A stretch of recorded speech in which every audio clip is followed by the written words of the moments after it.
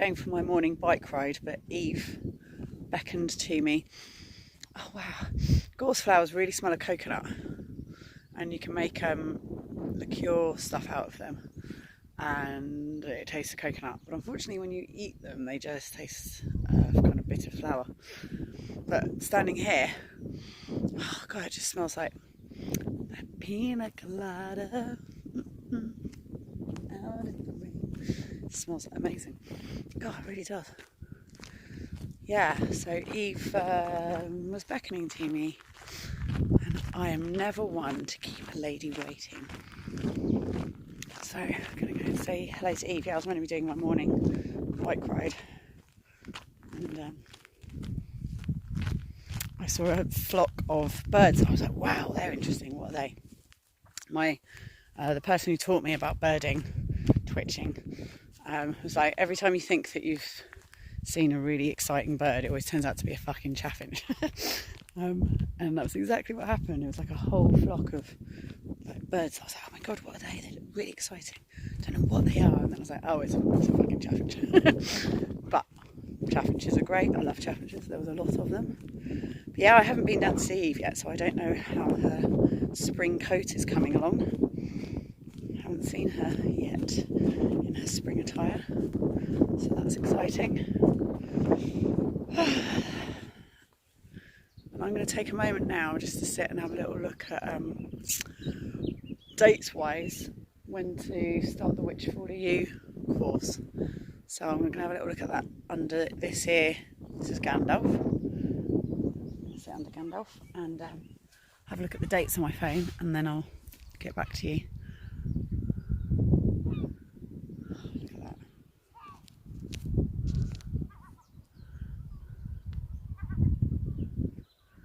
That'll do nicely. Thank you very much.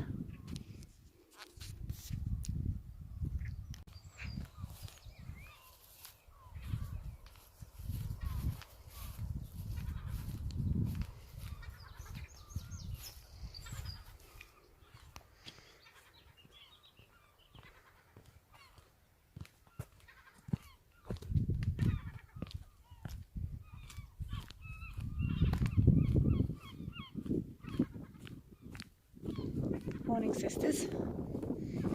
It's the Virgin Mother and Crone. Cannon.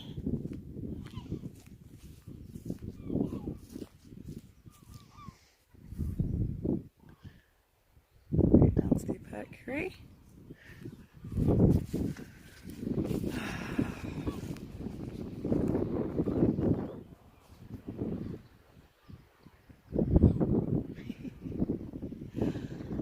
I'm the king of the world. 11th of May is when the dark moon is in May, so I'm going to start the course then. What will we look at? So it's a course working with the phases of the moon to support you to recognise the jumper, to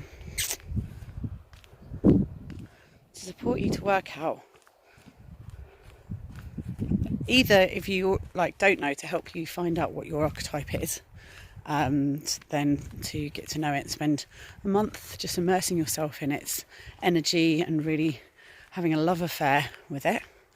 And then if you already know your archetype, maybe exploring, if you want to explore a new one, because there's more than one. We've got more than one. Some people have a very clear one, like Jonathan Kay is a fool. My ex-husband was a trickster. There are some that are very strong and very clear. I'm definitely a bit of a mixture. Aphrodite is very much the strongest one, but I also have the triple goddess, and then the warrior, masculine fertility god, Ing.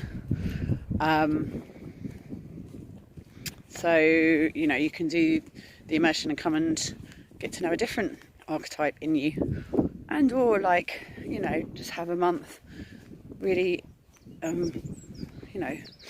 having a good reconnect. And because you don't really put time aside for these things very often, do you? So even if you've done the course before, or you know your archetype, it's nice to come and enjoy spending time with your archetype. So there's an invitation there if you would like to come. I'll put details up on YouTube of how to find out about it and connect to that and do it. I really enjoy doing it. It's one of my favourite things that I do. So yeah, I'm just wondering if there's anything that I hadn't said already about archetypes.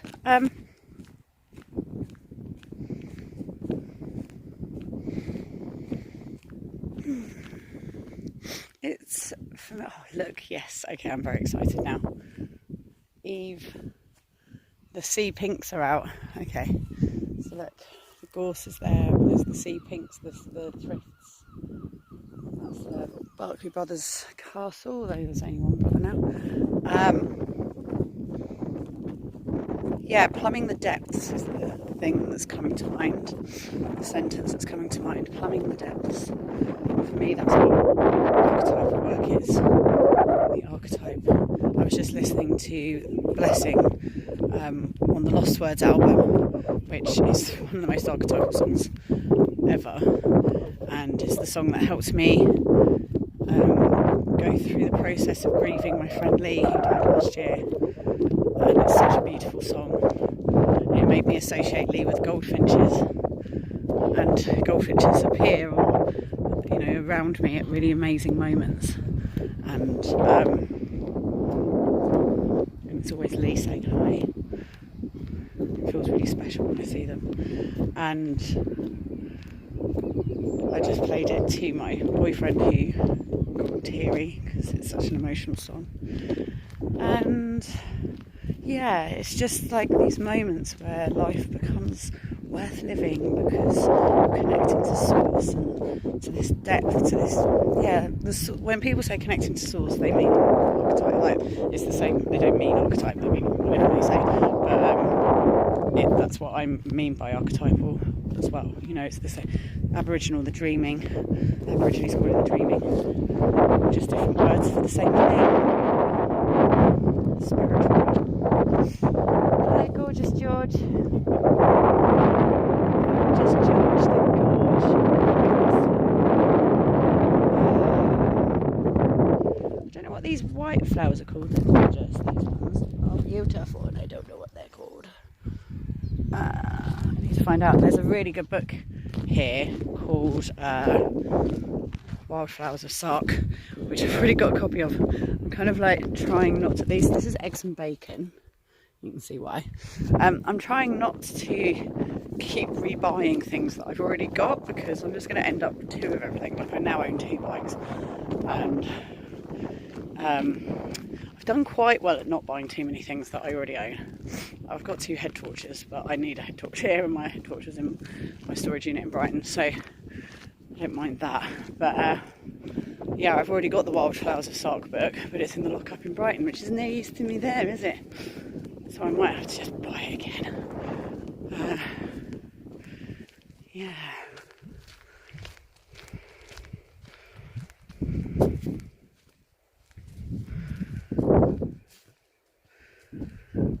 Plumbing the depths.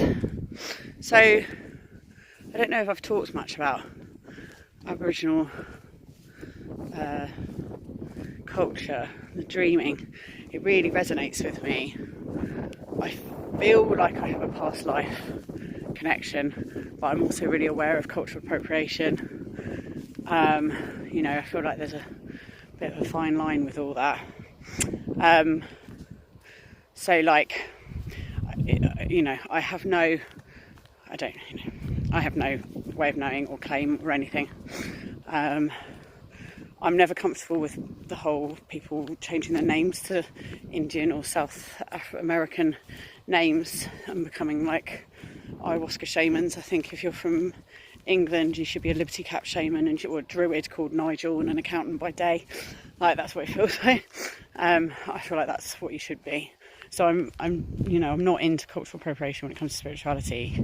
But I do have a very deep connection. I feel really deeply connected to the Aboriginal culture. I think they're amazing beings, and I'm gutted at what we did to them. But what I see in what they do is that the outer and inner worlds were one. that they didn't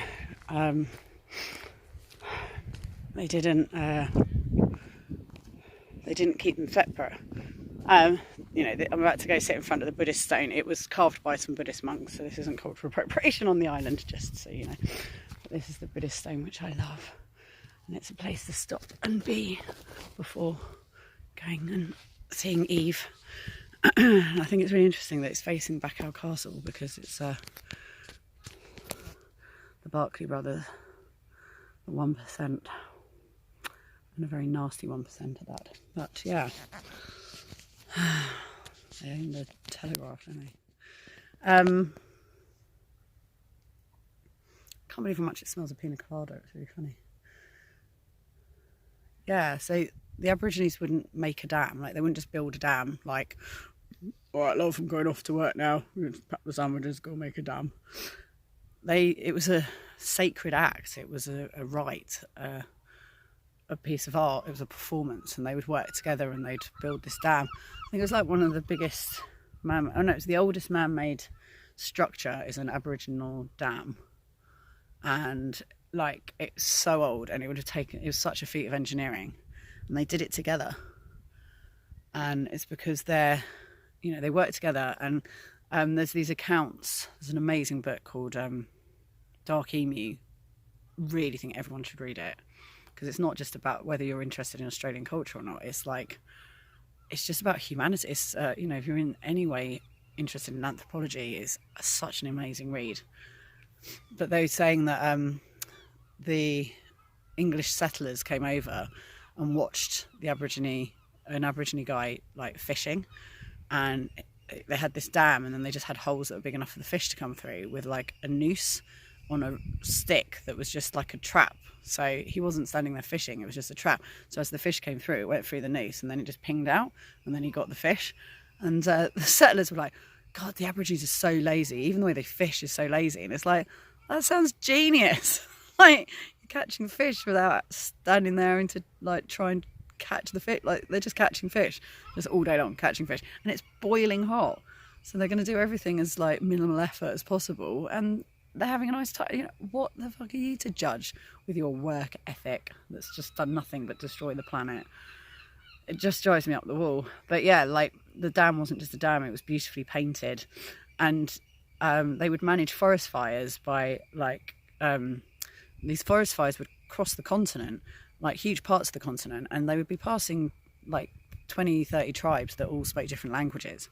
And the way that they were able to do that and work together and manage things in that way is because generation after generation passed on the story of how you manage the fire, which would have been stories and songs. And the stories told you, when Father North Wind and Mother Eucalyptus are at such and such a stage, they make love and catch fire, and then this happens. Then it just tells you that it has to be when it's a north wind and the eucalyptus are at a certain point, that's the time for the fires to happen. And it's like, so much wisdom was passed on through this inner and outer world merging and storytelling. And they've been trying to work out how to stop people digging up nuclear waste, because obviously from our own experience, if you have like, this is cursed, like Tutankhamun's tomb and stuff, it's not going to stop us from digging it up. So if you actually want people not to dig something up and think it's treasure, they've realised the only way you can actually do it is through story. So stories need to be passed down the generations that say this is really not something you want to touch.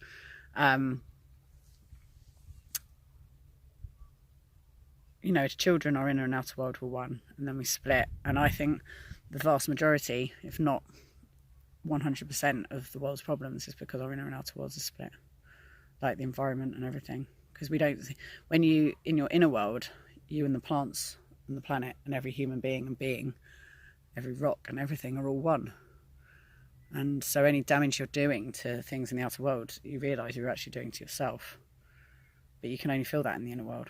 And so, yeah, by splitting the inner and outer world, we're living in some outer world where we're just ignoring the inner world. Emotion and dream, like imagination, yeah, that's all just like surplus, whatever, not necessary. This is all that's important, and this is all going down the fucking Kazi because we ignore that. It's not that that's the most important, it's about the two of them together. manifesting the outer world, the inner world. We have everything we need. And then some. Let's go see what Eve looks like.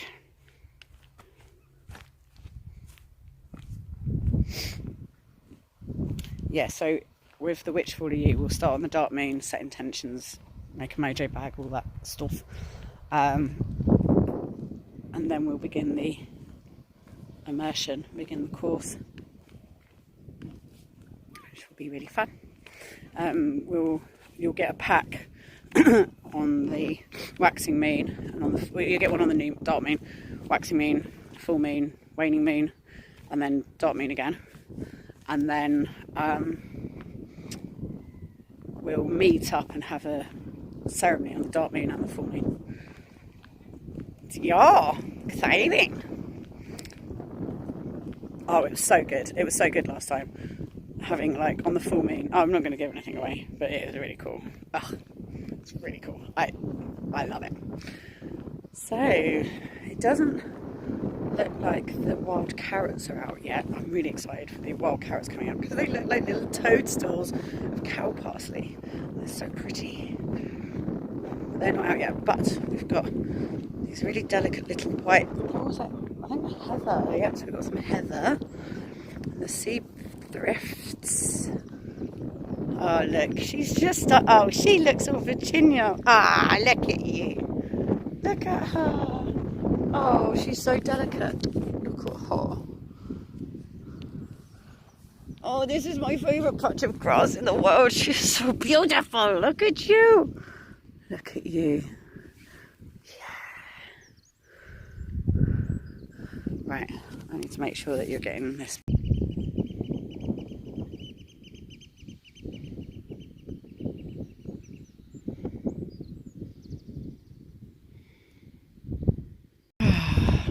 This is the life. Eve looks amazing. I can't believe how Virginial and springtimey she looks. I love it. It's so cute. All white and pink. Cheeky little minxie. And she's given me a gift. I came to my favourite seat, this place here. There's like a perfect rock with grass and then a rock to lean on. And it's just absolutely perfect to sit with your feet up and just enjoy this. Right, just sit next to Eve. It's like we get to sit together on the sofa and watch telly together. The telly's the sea. And yeah, I got here and there's a little snail. There's a little gift for me. So thank you for that, Eve. Beautiful. I am the happiest human ever. Thank you, life. Thank you, Michael and Mary Line, for bringing me here. Thank you, universe, for taking care of me. Thank you, the goddess, for being so fucking... There's not even a word for it, but just splendid. And thank you, the masculine, for having made a good effort. No, you know, you've done lots of amazing stuff. But it's time for the inner and outer to have a bit of a smooch. Anyway, I'm going to sit here and enjoy this view. Bye.